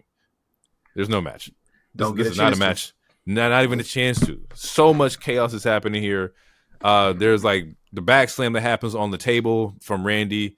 As we get inside the ring, there's more chaos as like refs come down to try to stop the fight and whatnot. We then get Pierce and Aldis who come in. Fucking Randy RKO's Pierce. And I was like, smart man. Yeah, and before that, KO stuns one of the refs. He stuns the ref. Yeah, I was like, oh, what the fuck is going on here? But yeah, Randy RKO's Pierce. And I was like, smart man, you fucking RKO the GM that can't get you in trouble. Big brain move. I see you. But completely unhinged. Just takeaway, I was really expecting this match. I wanted to see this match. I don't know if this segment necessarily made me more pissed off that the match wasn't happening or the fact that I got pump faked. I hate getting pump faked. Like, I'm sitting here like, damn, I wanted like to see them go 1-on-1. I'm waiting for it. This match is a non-compete. Fuck, I hate it. Don't pump fake me though. But the table spot was cool because then the segment ends with KO jumping onto Randy through the table, and they're like, yo, we need to get Randy to a hospital, XYZ. I do like the tie-in here, right? Because Triple H did say, I'm trying to protect you from him. We have never seen him like this before. Do not you want the match? Fine. Don't listen to me. I tried to warn you. And now we see what he was mentioning, or what he meant by that is that KO didn't want the match. He just wanted to fuck you up. Yep. As I was writing the notes, I was like, because you had the refs come out, you had the officials come out, you had the GMs come out, and I was like, damn, the only person that could probably stop this match is Triple H. And in my mind, I just assumed he would come down with the mic and be like, see, this is exactly what I was talking about. Like that whole thing. You wanted this. No. Now you got to let him get his ass whooped. And then I'll talk to you in Gorillas. Like I told you. We won't see Randy until after. We might see him the week before Survivor Series, but we're not going to see him for at least 2 weeks. Minimum. Do you think it would be dope to do it to where Randy is on the closeout show or the go home show before Survivor Series? Like he pops back up on that Friday. Like I'm here. Like I would, if you can push this to Saturday night main event, I would do so. I wouldn't force these two to interact again until then, because the real beef is with KO and Cody. True. And now that you've done the little champion versus champion thing, and technically Randy is on the shelf, KO can turn his attention back to the person that he felt that really betrayed him or was the first person to betray him, and you can get at Cody for Survivor Series. And if I'm not joking or not mistaken, like, was it this show where Cody was talking to Randy? Like, I can't wait to get my hands on him. Like, you know, well, Randy was saying something to the effect of, I think it was yesterday, I think it was SmackDown, to the effect of like, oh, there won't be nothing left of KO after I get my hands on him. And Cody's like, well, I'll just take whatever you got like afterwards or whatever. Mm-hmm. He got a whole lot left. So he got a whole lot. He got a whole lot left. Mm-hmm. And so, yeah, I think you are right. I think they do turn the attention to KO versus Cody. I like that a lot. That's a good Survivor Series match too. Like that's a good one to have. And it don't have to be for the belt. Like the belt doesn't have to be on the line. This is just I'm about to fuck you up type shit. Like it's gonna be on the line. You think so? Yeah, but does it need to be? Like, it doesn't need to be, but like it doesn't need to be. But the nigga has the belt. You better. I'm trying to take everything away from you, just like you took away Randy from me, because Randy chose you over me. I'm trying to. This is for the belt, and that's probably when Randy will come back. Honestly, but here's the thing though: if it's for the belt, Cody's not gonna lose. If it's not for the belt, you have the option of having Cody lose to KO. With if you're building KO to be this version of KO we never seen before, he could just be as vicious and a hitman and a prize fighter, all the shit that H was building it up for the last week. But if he's on this is a different KO than I've ever seen. Right, but if KO wins, then there's going to be a title match anyway. So then just nip that extra match in the bud, and then just have this match. What you're talking about? We're talking about the WWE. They want all the extra matches. They want to. If I can give an extra match to put on this show over here or put over, they're going to do that. I do understand what you're saying though. I think you have the wrong. But also WWE stretches shit out. Pause. Yeah. Hey yo, long Richard. No. And you can officially pull Cody out of the Bloodline vortex, as y'all like to call it. His focus is on not getting his ass beat by KO every goddamn week. Yeah. At this point, I would have KO at his I would have a shot where Cody comes off his bus, smiling, happy. KO out of nowhere with a goddamn pipe or something. As soon as he step off the bus, I need KO. We not done. We not done. I'm not finished with you. Like, yeah, I like it. That makes the most sense that he will be unhinged and doing unhinged things to Cody, like watching him, like just on stalker weird. Like, I just want to terrorize your life. Mm-hmm. Hit him with a golf cart. Yeah. That'd be a great callback. Mm-hmm. Yeah, so nothing too much happened. There was no match here, but it was a lot of, what ifs. And we kind of went through that already, but interested. Like I said, I didn't know if I liked it at the time, but after talking about it with you guys, it does make a little bit more sense of what they were trying to do here. And even I knew what the fuck they were trying to do. Andrade, Carmella Hayes, LA Knight. Yeah. U.S. Championship. Does it need to be said? Smoker, heater, fire, banger, magma, hooper, hooping, balling, all the euphemisms because this all of it. Cooking? Did we say that yet? Cooking. Match was fire. Match was great. Fire, yo, on point, yo.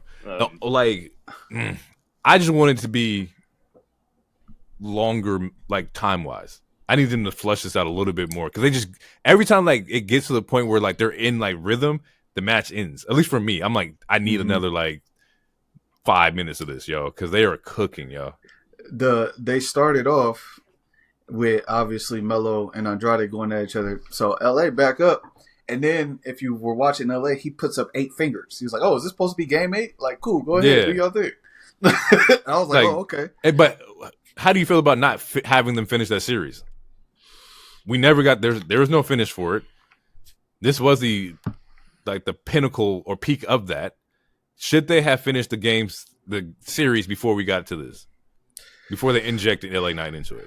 Well, from a business storyline, no. Business standpoint, yes, because the last 2-3 times that they've gone to Saudi, the crowd was chanting for LA Knight. So of course, big pop in Saudi. If I'm your excellency, I think that's what Triple H called him. Yeah. I'm paying for LA Knight. I don't care how you get him here, but he need to be here. That's who I want to see. So from a business standpoint, yes, it makes sense. Storyline standpoint, they should have let him finish Game 7. But Fair. this match was fucking fantastic. Fire. So one little spot that was a little iffy, which Hero missed because I think he was watching Clam Jewel at the time. But I did just I just saw the clip. Yeah. I just saw the clip a second ago. So and that I was like, God damn it! I was like, you got to get that out of your moveset. You keep doing it, and like every third time you miss it. And just to skip to the post show, he was like, I'm mad I missed the spot because Big E asked him about it. He's like, I'm mad I missed the spot. I'm about to leave here, get in the ring, and he said I'm gonna do like 3 sets of something for the next 5 days to make sure I made it. Are you talking about the one where he climbs the ropes and then like where he jumped Yeah. which we talked, you and I talked about multiple times. I want that shit out of it was all before, and then like WrestleMania he started killing it, and I was like, all right, I'll be lenient, but I still want that shit out of his moveset. And then now we get this moment again where it's like, bro, you I feel like you've slipped more times than you've been successful with Landed it. it? Haven't. You know, I don't know. Just bro, you like 43, bro. Just take it out. You could do a suplex. You can still do a suplex. You can walk it up. Just walk up.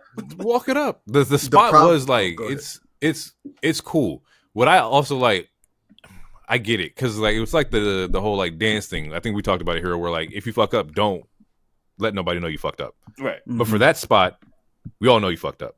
And in the moment where it was like nuts on fucking rope or whatever. Like at that point, sell into the rope, sell into like, damn, I'm like hurt or whatever, or something happened. But he immediately jumps off and then tries to finish the move. And it's like, sir, we all seen that. Like we could play off the fact that you missed or whatever, or somebody tripped you or whatnot. But he jumped back into it, tried to finish or did finish the spot. But yeah, I agree. The spot is interesting.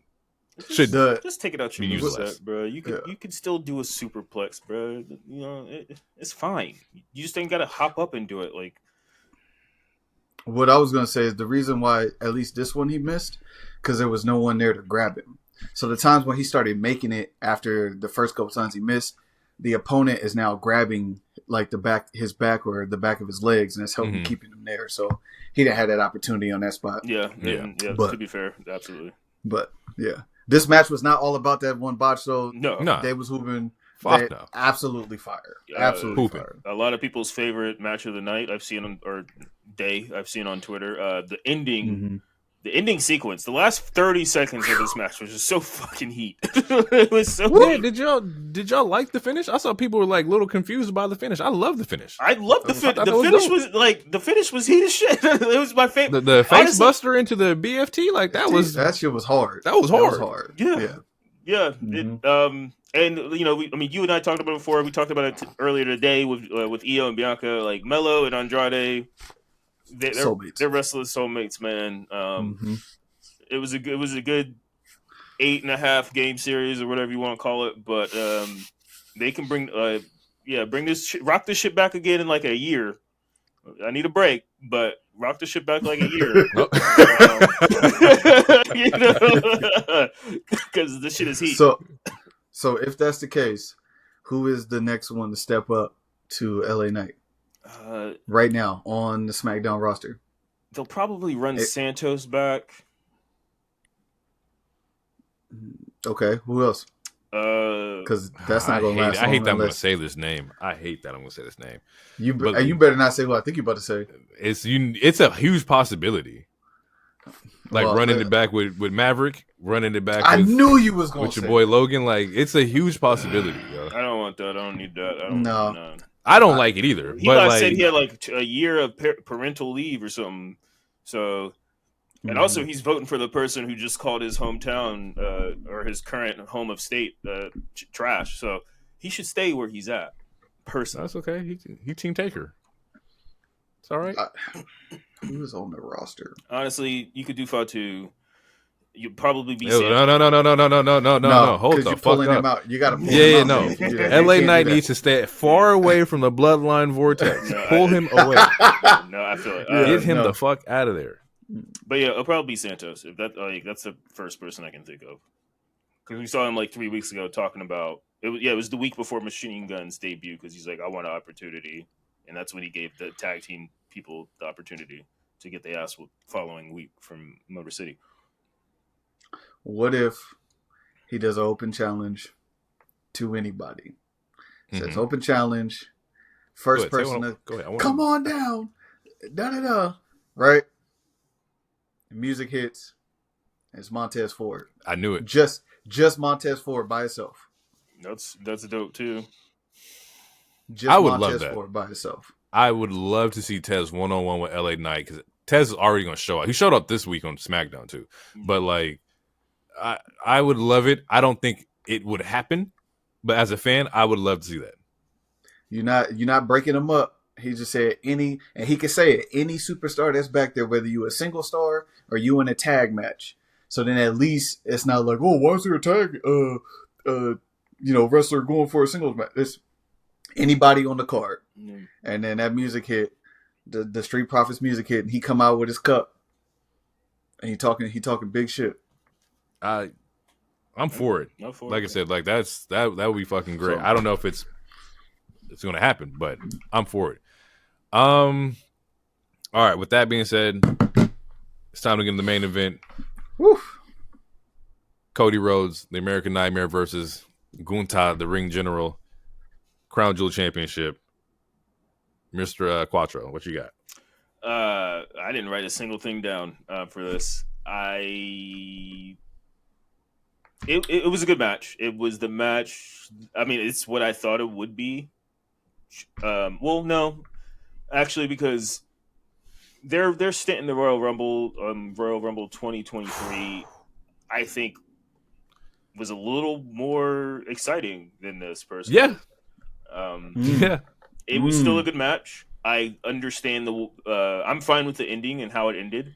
It was a lot of people were like, "Oh, they did the Brett and Piper ending, whatever. That's fine because you don't want Gunther to look too weak because it ends with not a roll up, but it ends with a pin ish, like not a schoolboy, but yeah, just one of those random. I didn't pins. like the roll up. Yeah, I know, but I hate roll ups. That's just me. It's just the only way to make neither one of these guys look weak. So I understand it. But the match was good. The match was good. I don't know. The match was good to me. It did what it needed to do. Is it the best match on the card? Absolutely not. But it did what it was supposed to do, I guess. Is my take on it. What you got, DT? Before the match started, I told Hero I had Cody winning, and aside from the fact that Cody's Cody, but it was because they had already had Liv win, and at that point, if you're going to keep continuity, as we like to talk about, you can't have the world championship holder be quote unquote stronger than the brand title or the universal title. So that was the only reason why I went with Cody. Otherwise, stripping it down, I would have went with Gunther. And I think, like you guys said, I think it's fine. I just had an over-under on chops, and I met the chops. So I had an over-under of 9.5 chops. And that's what kept me interested in the match. Because it was counting chops. Fuck the spot. Fuck the close pins. Chops, bro. I need the chops. I need to see if Cody can take them chops. And his chest looks similar to that of his Uso. His former tag partner and champion partner, Jey Uso. So I was cool with it. I felt like slightly underwhelming, right? Especially with the way the pay-per-view was going or PLE was going. I thought this was going to like hit a little bit, and it did have its spots. It wasn't too grappy though, which is like, I'm either entertained or you got to give me some wrestling. And I felt like it was leaning or lacking a little bit on both sides.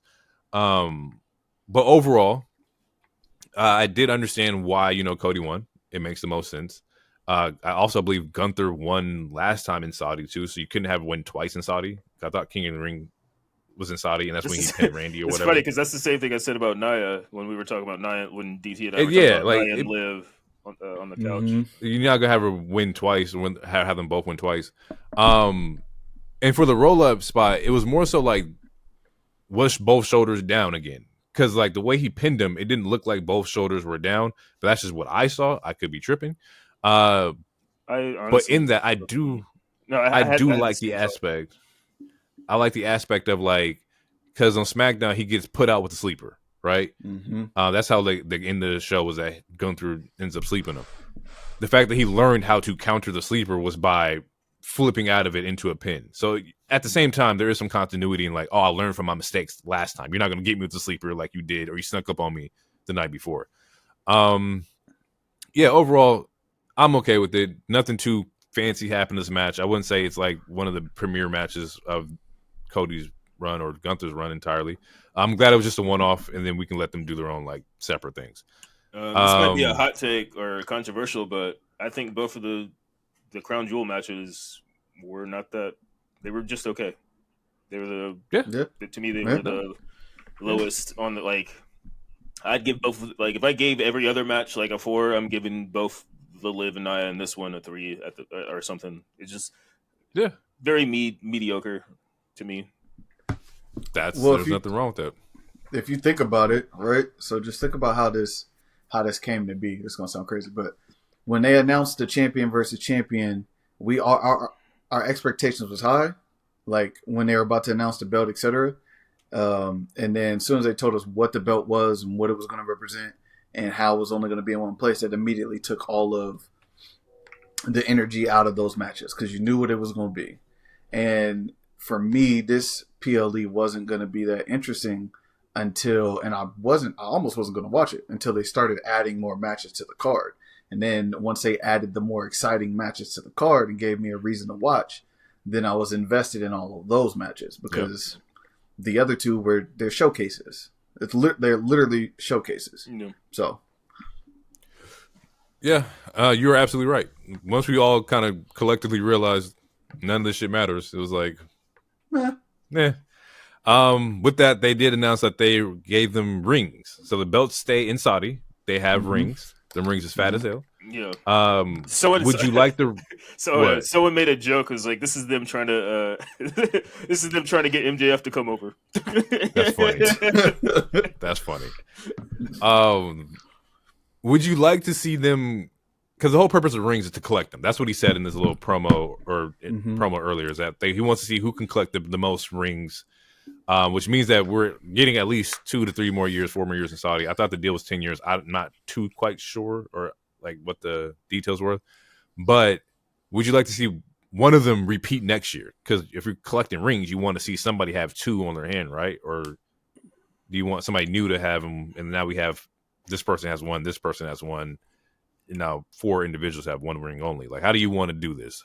I go the second route, but if I had to choose, the first 2 time, I'm choosing Liv over Cody. Yeah, I don't. Yeah, I don't want to see personally. I don't want to see Cody with the belt past WrestleMania. You know, that's going to be my next question too, because when they announced it, he has 209 days as champion.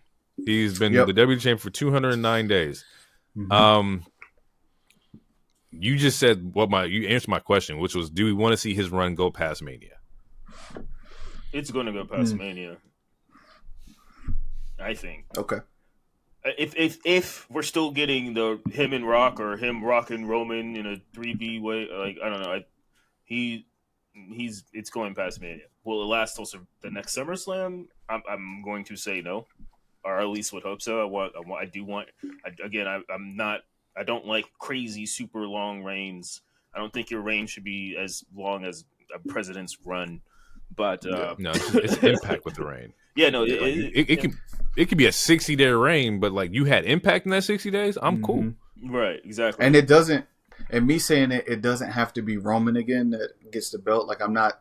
I know I'm like the Bloodline fan on the pod, but I'm not saying that the belt needs to go back to Roman. It's just, you said it's been 209 days.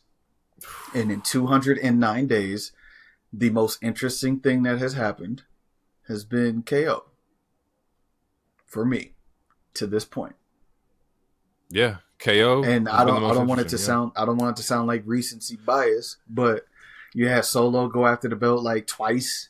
He did the little friendship match with AJ Styles. He did twice, right? He fought AJ twice. He fought KO. Didn't he do something with Randy? Right? No, he hasn't fought Randy. He hasn't fought Randy yet. No. Okay. So who did he fight at Bash in Berlin? Logan, right? Or No, was it? Logan was King of the Ring. Oh, then it was KO then, right? Let's find Yeah, out. maybe that was he had the right. So he had the friendly bout with KO too. So like so far his bouts have been with someone we know who's not going to win the title, or a friend of his he's given an opportunity. And like giving a friend an opportunity isn't necessarily a bad thing because it could turn into something else, which now the KO thing has turned into something else. But it's taken 209 days for you to build a decent storyline that would make the storyline interesting with Cody. Cody's great in the ring. He gets a pop. I like him. But unless you can take it to the next level and make it interesting, it doesn't need to be, like Hero said, 365 days. Don't need to be 1,000 days. It don't need to, like, you know. All right. Cody Rhodes, 210 days as champion, 7 matches in that reign. Initial, of course, is Bloodline rules. Backlash against AJ Styles. King of the Ring was against Logan Paul. The I Quit match was at Clash. SummerSlam was against Solo. Bash in Berlin was Kevin Owens. And now there's a steel cage match against Cody and Solo, which was where like the whole shit happened. And then today. So 8 entire reigns, or 8 title matches, including this one. Very womp to me. I'm sorry. There's nothing in there that feels exciting, like you said, until we get to the point where, we got to unhinged KO. Yeah. To answer that question for myself, it depends on who we have matched up for him to lose the belt to. If it is Roman, it's a safe pick. I understand that. Also, I think Roman's facing Rock. Yeah, I don't know, man. I don't know who would dethrone Cody. It has to be a heel, though. So, whatever big bad's out there. Would you be mad at Solo? Yes. Like winning the belt? Solo's been elevated to a great spot, but Solo has to be elevated further for me, in my mind, to get on Cody's level. Fair. I get Cody. Like I said, I get Cody being a face and being who he is and what he means to the company and the kids and all of that stuff. Like, I don't dislike Cody, but the reign hasn't been that great. And giving it to Solo is not going to be it for me, because then I'm going to be like, all right. No, that's probably going to be worse. Solo, honestly, Solo should get the U.S. title if we're going to keep it a buck. But then you have to, once he gets demoted out of the Tribal Chief thing. Yeah. But it's similar to my feelings that I had with LA, where it's like, I feel like they should, some people should, similar with Jay, you should win the mid-card title before you win the top brass title and be the face of a company and all this other stuff. So as far as the Solo question goes, like, no, I feel like you should win a mid-card title first. When that mid-card title is US. And honestly, him and LA have good chemistry. But again, he has to get out of this other crazy family feud, which we know is going to last for at least another like 5 months.